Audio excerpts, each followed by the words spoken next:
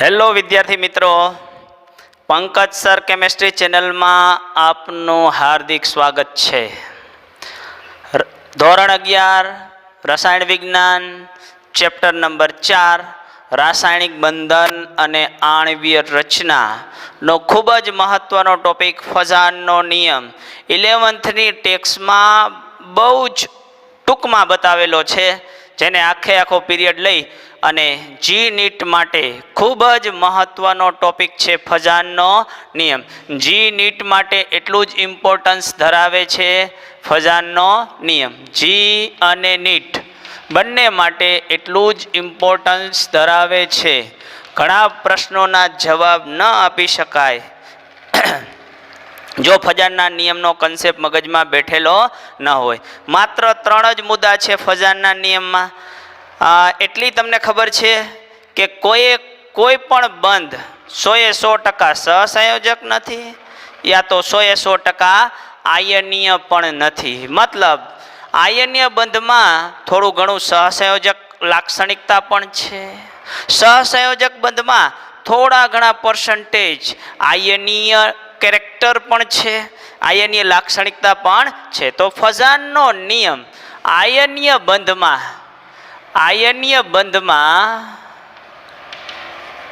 સહસંયોજક લાક્ષણિકતા સમજાવે છે. આયનીય બંધમાં સહસંયોજક લાક્ષણિકતા સમજાવે છે. તો માત્ર 3 મુદ્દા છે. પહેલો મુદ્દો છે ધન આયન, lithium plus sodium plus potassium plus rubidium plus ધન આયન. ધન આયનનું કદ ઓછું તેમ આયનીય બંધમાં સહસંયોજક લાક્ષણિકતા વધુ. કદ ઓછું તેમ સહસંયોજક લાક્ષણિકતા વધુ. આયનીય બંધમાં સહસંયોજક લાક્ષણિકતા વધુ. મતલબ કદ, ધન આયનના કદને અને સહસંયોજક લાક્ષણિકતાને વ્યસ્ત સંબંધ છે. કદ ઓછું, સહસંયોજક લાક્ષણિકતા વધારે. સહસંયોજક લાક્ષણિકતા વધારે, સહસંયોજક લાક્ષણિકતા વધુ. ધન આયનનો ભાર વધુ, સહસંયોજક લાક્ષણિકતા વધુ. સહસંયોજક લાક્ષણિકતા વધારે, સહસંયોજક લાક્ષણિકતા વધુ. કદ, ધન આયનના કદ અને સહસંયોજક લાક્ષણિકતાને વ્યસ્ત સંબંધ છે. ધન આયનના કદ અને સહસંયોજક લાક્ષણિકતાને વ્યસ્ત સંબંધ છે. ભાર અને સહસંયોજક લાક્ષણિકતાને સમપ્રમાણ સંબંધ છે. આયનીય બંધમાં ધન આયનનું કદ જેમ નાનું તેમ સહસંયોજક લાક્ષણિકતા વધુ, અને ભાર વધુ તેમ સહસંયોજક લાક્ષણિકતા વધુ. આપણને અહીંયા પ્રશ્ન છે સહસંયોજક લાક્ષણિકતાનો ચડતો ક્રમ જણાવો. આયનીય બંધમાં સહસંયોજક લાક્ષણિકતાનો ચડતો ક્રમ જણાવો. Lithium plus sodium plus potassium plus rubidium plus. ભાર બધામાં સમાન છે, એટલે આ મુદ્દો વિચારવાનો આ ઉદાહરણમાં થતો નથી. ભાર બધામાં સમાન છે તો આપણે જોવાનું કદ. Lithium plus sodium plus potassium plus rubidium plus. આધુનિક આવર્ત કોષ્ટકમાં ઉપરથી નીચે તરફ જતા પરમાણ્વીય કદ વધે છે, પરમાણ્વીય ત્રિજ્યા વધે છે, આયનીય ત્રિજ્યા પણ વધે છે. કદ વધે છે એટલે કદ સૌથી વધારે રૂબિડિયમ પ્લસનું.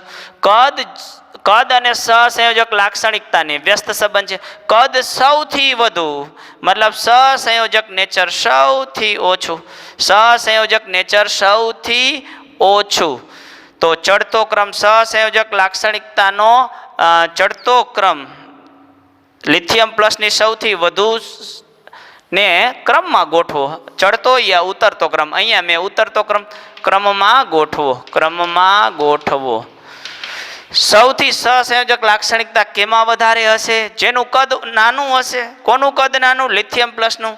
તેની સહસંયોજક લાક્ષણિકતા વધુ. સૌથી વધારે લિથિયમ પ્લસની, તેના કરતાં સોડિયમ પ્લસની ઓછી, તેના કરતાં પોટેશિયમ પ્લસની ઓછી, તેના કરતાં રૂબિડિયમ પ્લસની ઓછી. સેમ બીજું ઉદાહરણ છે barium 2 plus, magnesium 2 plus, calcium 2 plus અને સ્ટ્રોન્શિયમ 2 પ્લસ.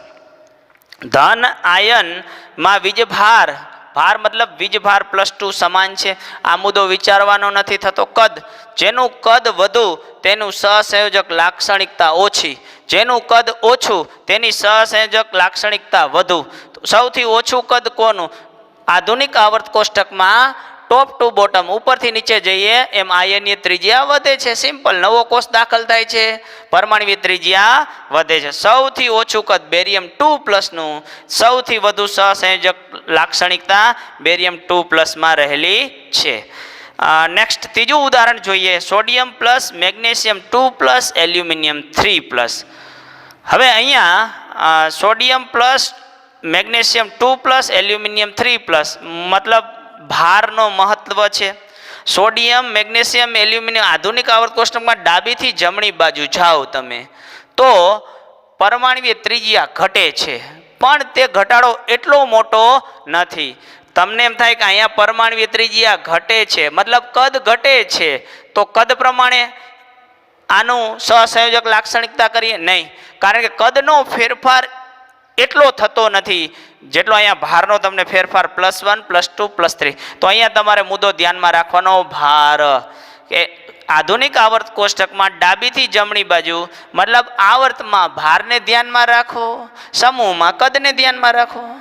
યસ, Na+Mg+2 એલ્યુમિનિયમ, ભાર વધુ, સહસંયોજક લાક્ષણિકતા વધુ. કોની સહસંયોજક લાક્ષણિકતા વધુ? જેનો ભાર વધુ, વીજભાર વધુ, તેની સહસંયોજક લાક્ષણિકતા વધારે. ત્યાર પછી ઉદાહરણ છે lithium chloride, sodium chloride, potassium chloride, rubidium chloride. આની અંદર બધે ક્લોરીન -1 સમાન છે, ક્લોરીન સમાન છે, એટલે ઋણ આયનને ભૂલી જાઓ, માત્ર ધન આયનને ધ્યાનમાં લ્યો. Lithium plus sodium plus potassium plus rubidium plus lithium, sodium, potassium, rubidium, મતલબ પ્રથમ સમૂહમાં ઉપરથી નીચે તરફ જાઓ તેમ પર આયનીય ત્રિજ્યા વધે છે, કદ વધે છે. કદ વધે છે, સહસંયોજક લાક્ષણિકતા ઘટે છે. કદ વધે છે, સહસંયોજક લાક્ષણિકતા ઘટે છે. વ્યસ્ત સંબંધ છે, કદ ઘટે છે, સહસંયોજક લાક્ષણિકતા વધે છે. તો આપણે કદ સૌથી ઓછું કોનું? લિથિયમ ક્લોરાઇડનું. તો સહસંયોજક લાક્ષણિકતા સૌથી વધુ કોની? લિથિયમ ક્લોરાઇડની. આયનીય બંધ છે લિથિયમ ક્લોરાઇડમાં, સહસંયોજક લાક્ષણિકતા લિથિયમ ક્લોરાઇડની વધુ. નેક્સ્ટ છે BeCl2, MgCl2, CaCl2. તો બેરિયમ ક્લોરાઇડ મતલબ બધામાં ક્લોરીન સમાન છે. અહીંયા બેરિયમ 2+ છે, Mg2+ છે, કેલ્શિયમ 2+ છે. બીજો સમૂહ છે 2 મગનકાસર 12, બેરિલિયમ નું કદ, ધન આયનનું કદ અને સહસંયોજક લાક્ષણિકતાને વ્યસ્ત સંબંધ. બેરિયમનું કદ સૌથી નાનું, માત્ર બેરિયમ 2+, બેરિયમનું કદ સૌથી નાનું, સહસંયોજક લાક્ષણિકતા તેની સૌથી વધુ. આ ત્રણમાં સૌથી વધુ સહસંયોજક લાક્ષણિકતા કોની હશે? બેરિયમ ક્લોરાઇડની હશે. Sodium chloride, sodium bromide, sodium iodide. અહીંયા ધન આયન સમાન છે, ઋણ આયન જુદા જુદા છે. તો ઋણ આયન માટે વિચારીએ. બીજો મુદ્દો ફજાનના નિયમનો. ઋણ આયન કદ જેટલું વધુ તેટલી સહસંયોજક લાક્ષણિકતા વધુ, સહસંયોજક લાક્ષણિકતા વધુ. કદ ઋણ આયનમાં કદ અને સહસંયોજક લાક્ષણિકતાને સમપ્રમાણ સંબંધ છે. ધન આયનમાં કદ અને સહસંયોજક લાક્ષણિકતાને વ્યસ્ત સંબંધ છે, વ્યસ્ત સંબંધ છે. યસ, ભારની વાત કરીએ. ભાર સેમ છે, ધન આયન જેવો જેવો ભાર વધુ, સહસંયોજક લાક્ષણિકતા વધુ. ભાર વધારે, સહસંયોજક લાક્ષણિકતા વધુ. ભાર અને સહસંયોજક લાક્ષણિકતા ધન આયન અને ઋણ આયનમાં સમપ્રમાણ સંબંધ છે.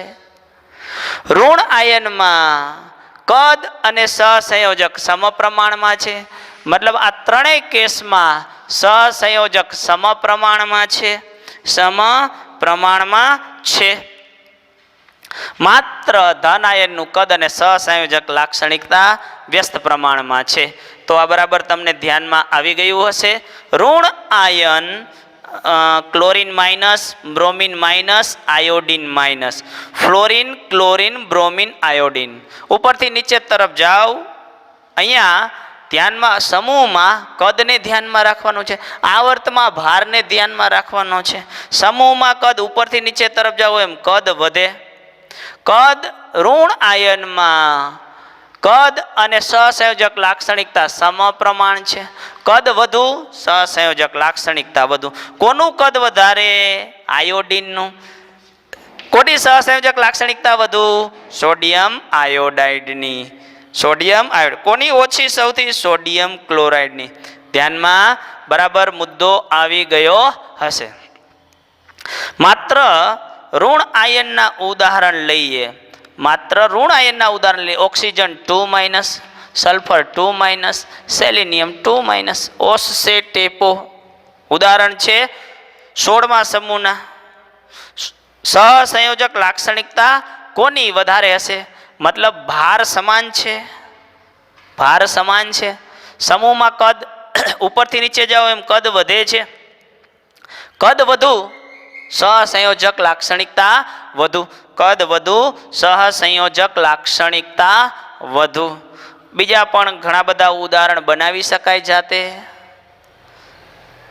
તમે પણ જાતે ઉદાહરણ બનાવી શકો છો આના આધારના. પણ એકેય ઉદાહરણ ન રહી જાય એટલા માટે મેં અહીંયા ઉદાહરણ લખી લીધા છે. આટલું બરાબર ખાસ ધ્યાનમાં રાખો. યસ. ત્રીજી વાત કરીએ. બધા જ ઉદાહરણો તમે તમારી નોટમાં લખી લીધા હશે. જાતે પણ ઉદાહરણ બનાવી શકો છો. ત્રીજો મુદ્દો છે સ્યુડો નોબલ ગેસ કોન્ફિગ્યુરેશન. મતલબ સ્યુડો નોબલ ગેસ કન્ફિગ્યુરેશન.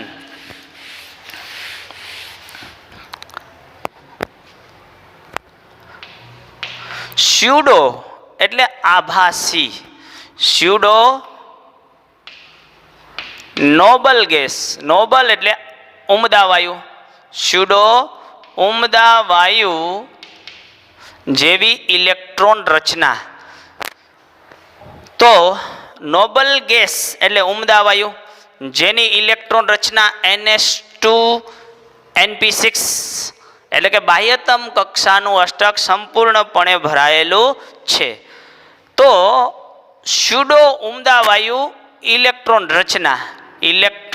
રચનાની અંદર આપણે જુદા જુદા ઉદાહરણ જોઈ શકીએ છીએ કે જેની ઇલેક્ટ્રોન રચના ઉમદા વાયુ જેવી છે.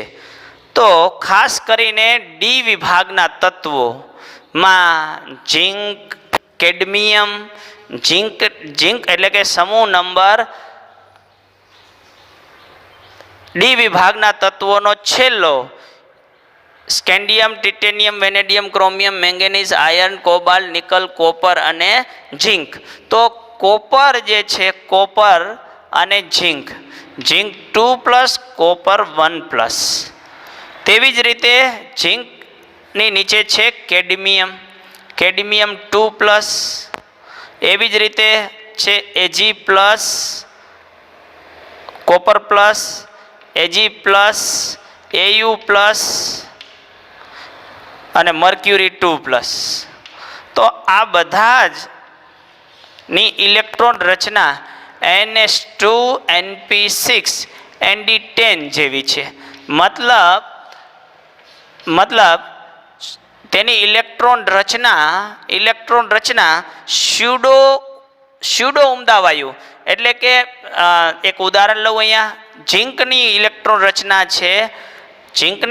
રચના છે આર્ગોન 3D10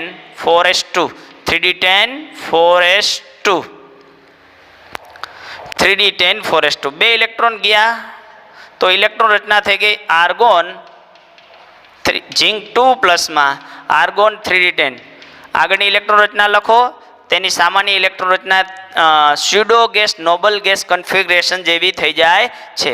તો જેની અંદર આ ઉદાહરણ છે તેનું સહસંયોજક લાક્ષણિકતા વધુ, તેની સહસંયોજક લાક્ષણિકતા વધારે.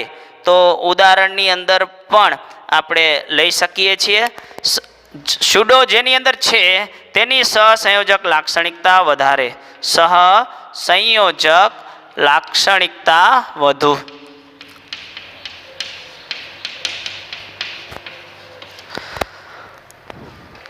અહીંયા એક ઉદાહરણ જોઈએ, Ag2O Ag2S. એક ઉદાહરણ અહીંયા લખું, Ag2O Ag2O બંને ન લેતા બીજો એક લઉં, calcium oxide Ca+2 oxygen 2- calcium oxide. તો તમે જોઈ શકો છો pseudo noble gas configuration Ag+ છે. તો આ એકય મુદ્દા ન વિચારતા સીધું જેનો સ્યુડો નોબલ ગેસ કોન્ફિગરેશન છે તેની સહસંયોજક લાક્ષણિકતા વધુ, સહસંયોજક લાક્ષણિકતા વધુ. નેક્સ્ટ આપણો ટોપિક ફઝાનના નિયમની જ ઘણી બધી ઉપયોગિતા છે. જી નીટ માટે ખાસ પ્રશ્ન પૂછાઈ શકે છે. નહીતર જો આ મગજમાં કન્સેપ્ટ નહીં બેઠેલો હોય, માત્ર 11th પુસ્તકની અંદર બે જ પોઈન્ટ છે, પણ અહીંયા મેં ઉદાહરણ દ્વારા તેને વધારે એલોબરેટ કરેલો છે કે જેથી તમે જી નીટના પ્રશ્નો સરળતાથી સોલ્વ કરી શકો. આગળ વધીએ. સહસંયોજક લાક્ષણિકતા અને સ્થાયીતાને વ્યસ્ત સંબંધ છે. સહસંયોજક પહેલી વાત છે, સહસંયોજક લાક્ષણિકતા અને સ્થાયીતાને વ્યસ્ત સંબંધ છે. સહસંયોજક લાક્ષણિકતા વધુ, સ્થાયીતા ઓછી.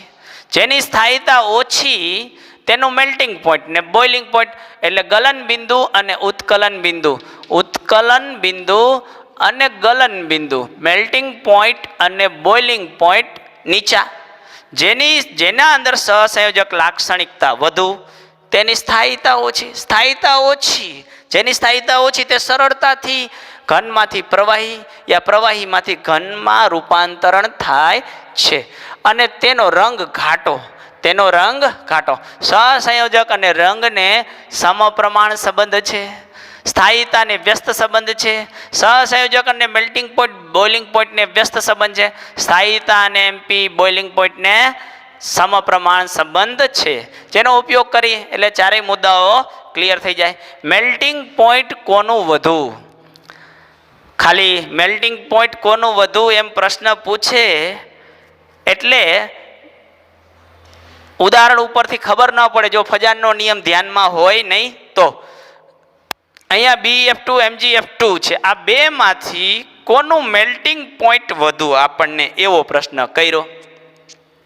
તો મેલ્ટિંગ પોઈન્ટ કોનું વધુ હોય, જેની સ્થાયીતા વધુ હોય. કોની સ્થાયીતા વધુ હોય, જેમાં સહસંયોજક લાક્ષણિકતા ઓછી હોય. સ્થાયીતા કોની વધુ હોય, જેની સહસંયોજક લાક્ષણિકતા ઓછી હોય. સહસંયોજક લાક્ષણિકતા અને આયનીય સંબંધને કેવો સ્થાયીતાને કેવો છે, વ્યસ્ત સંબંધ છે. સાથે લખવું હોય આયનીય સ્વભાવ, આયનિક કેરેક્ટર, આયનિક લાક્ષણિકતા, સ્થાયીતા અને બંનેને કેવો સંબંધ છે, સમપ્રમાણ. આયનીય લાક્ષણિકતા વધુ, સ્થાયીતા વધુ. સહસંયોજક લાક્ષણિકતા વધુ, સ્થાયીતા ઓછી. યસ.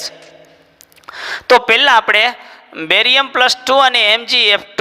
તો ફ્લોરિન જે છે ઋણ આયન તે સમાન છે એટલે ઋણ આયન માટે વિચારવાનું થતું નથી. બેરિયમ+2 મેગ્નેશિયમ+2 બીજા સમૂહમાં Be+2 અને Mg+2 એટલે કે ધન આયનનું ઉપરથી નીચે તરફ જાવ, કદ જોવાનું. કદ અને સહસંયોજક લાક્ષણિકતાને કેવો સંબંધ છે, વ્યસ્ત સંબંધ છે. કોનું કદ ઓછું, BF2 નું કદ ઓછું. તેનું કદ ઓછું એટલે સહસંયોજક લાક્ષણિકતા વધુ. કોનું કદ ઓછું, તો સમૂહમાં ઉપરથી નીચે તરફ જાવ એમ કદ વધે છે. કોનું કદ ઓછું, બેરિયમ2+ નું કદ ઓછું. કદ ઓછું તેની સહસંયોજક લાક્ષણિકતા વધુ. સહસંયોજક લાક્ષણિકતા વધુ તેની સ્થાયીતા ઓછી. તેનું મેલ્ટિંગ પોઈન્ટ ઓછું, મતલબ આનું ઓછું. MgF2 નું મેલ્ટિંગ પોઈન્ટ વધુ છે. ફરી એક વખત, બહુ જ મજાનો ટોપિક છે. બેરિયમ ફ્લોરાઇડ, મેગ્નેશિયમ ફ્લોરાઇડ ઋણ આયન છે, સમાન. મતલબ છે અહીંયા બેરિયમ+2, બેરિયમ2+ અને Mg2+. આપણે જોવાનું છે સહસંયોજક લાક્ષણિકતા. કદ અને સહસંયોજક ધન આયનના કદ અને સહસંયોજક લાક્ષણિકતાને વ્યસ્ત સંબંધ, બાકી બધાયને સમપ્રમાણ સંબંધ. ધન આયનનો ભાર, ઋણ આયનનું કદ અને ઋણ આયનનો ભાર. તો અહીંયા કોનું કદ ઓછું છે? સમૂહ બેરિયમ +2 મેગ્નેશિયમ +2 બીજા સમૂહમાં ઉપરથી નીચે જાવ કદ વધે. ઓછું કદ બેરિયમ 2+નું કદ ઓછું, સહસંયોજક લાક્ષણિકતા બેરિયમ 2+ ની વધુ. સહસંયોજક લાક્ષણિકતા વધુ, સ્થાયીતા ઓછી. સ્થાયીતા ઓછી, મેલ્ટિંગ પોઈન્ટ ઓછું, એટલે કે MgF2 નું વધુ, Be2+ નું ઓછું. તો આ રીતે તમે સોલ્વ પ્રશ્ન કરી શકો છો. કેલ્શિયમ ક્લોરાઇડ, કેલ્શિયમ બ્રોમાઇડ, ઋણ આયન જુદા જુદા છે, ધન આયન સમાન છે. એટલે અહીંયા છે ક્લોરીન -1 અને bromine -1. Fluorine, chlorine, bromine, iodine 17મા સમૂહમાં ઉપરથી નીચે તરફ જાઓ. ધન આયનના કદ સિવાય બધાને સમપ્રમાણ સંબંધ. તો ઋણ આયનનું કદ ઉપરથી નીચે તરફ જાઓ વધે, કદ વધારે, સહસંયોજક લાક્ષણિકતા વધુ. સહસંયોજક લાક્ષણિકતા વધુ, સ્થાયીતા ઓછી, મેલ્ટિંગ પોઈન્ટ ઓછું. કોનું મેલ્ટિંગ પોઈન્ટ ઓછું હશે? કોનું મેલ્ટિંગ પોઈન્ટ ઓછું હશે? CaBr2 નું. ફરી એક વખત, ક્લોરીન - બ્રોમિન - ઋણ આયનનું કદ વધુ. ઋણ આયનનું કદ અને સહસંયોજક લાક્ષણિકતા સમપ્રમાણ સંબંધ. કદ વધુ, સહસંયોજક લાક્ષણિકતા વધુ. સહસંયોજક લાક્ષણિકતા વધુ, સ્થાયીતા ઓછી, મેલ્ટિંગ પોઈન્ટ પણ ઓછું. કોનું ઓછું? CaBr2 નું ઓછું, CaCl2 નું વધારે. NaCl, KCl. ઋણ આયન સમાન, ધન આયન વિચારો. Sodium plus potassium plus, sodium plus potassium plus, એટલે કે પહેલો સમૂહ સોડિયમ પ્લસ પોટેશિયમ પ્લસ. ઉપરથી નીચે તરફ જાઓ, આયનીય ત્રિજ્યા વધે છે, કદ વધે છે. ધન આયનમાં કદ અને સહસંયોજક લાક્ષણિકતા વ્યસ્ત સંબંધમાં કદ વધુ. કોનું કદ વધારે? KCl નું, K+ નું કદ વધુ, સહસંયોજક લાક્ષણિકતા ઓછી. સહસંયોજક લાક્ષણિકતા ઓછી, મેલ્ટિંગ પોઈન્ટ વધુ. મેલ્ટિંગ પોઈન્ટ વધુ. કોનું વધારે હશે? KCl નું. KCl, AgCl. KCl, AgCl ઋણ આયન સમાન. K અને Ag નથી એક સમૂહમાં, નથી આવર્તમાં, તો ત્યાં કંઈક બીજો જ મુદ્દો છે. જે આપણો ત્રીજો મુદ્દો છે, pseudo noble gas configuration. Ag pseudo noble gas configuration, Ag+1 pseudo noble gas configuration ધરાવે છે. સહસંયોજક લાક્ષણિકતા વધુ છે, સ્થાયીતા ઓછી છે, મેલ્ટિંગ પોઈન્ટ બોઇલિંગ પોઈન્ટ પણ ઓછું છે, એટલે KCl નું વધુ છે. Same NaCl, CuCl, copper +1 CuCl. તો અહીંયા પણ સ્યુડો નોબલ ગેસ કન્ફિગ્યુરેશન ધરાવે છે, Cu+1. તેથી તેમાં સહસંયોજક લાક્ષણિકતા વધુ. સહસંયોજક લાક્ષણિકતા વધુ, સહસંયોજક લાક્ષણિકતા વધુ, સ્થાયીતા ઓછી, MP પણ ઓછું, મેલ્ટિંગ પોઈન્ટ એટલે કે ગલન બિંદુ અને ઉત્કલન બિંદુ પણ નીચા. તો આ રીતે તમે મેલ્ટિંગ પોઈન્ટ કોનો વધુ કોનો ઓછો નક્કી કરી શકો છો.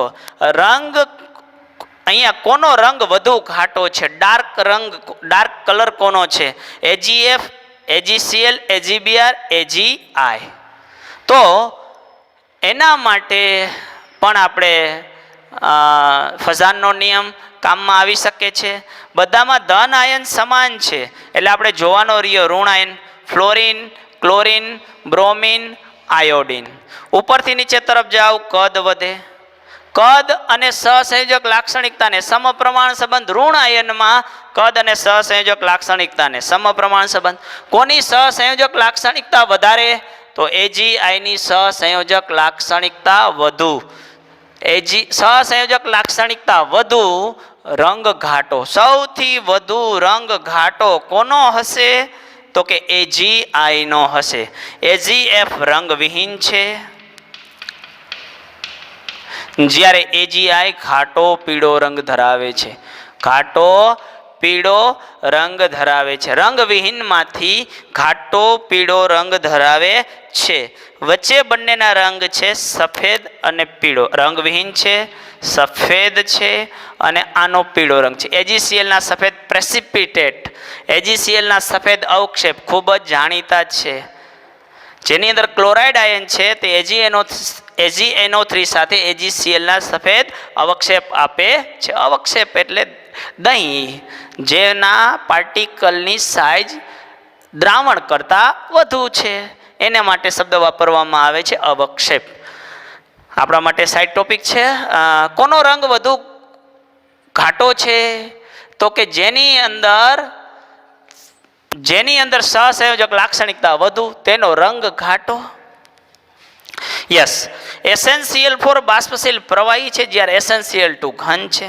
SnCl4 એટલે અહીંયા SN+4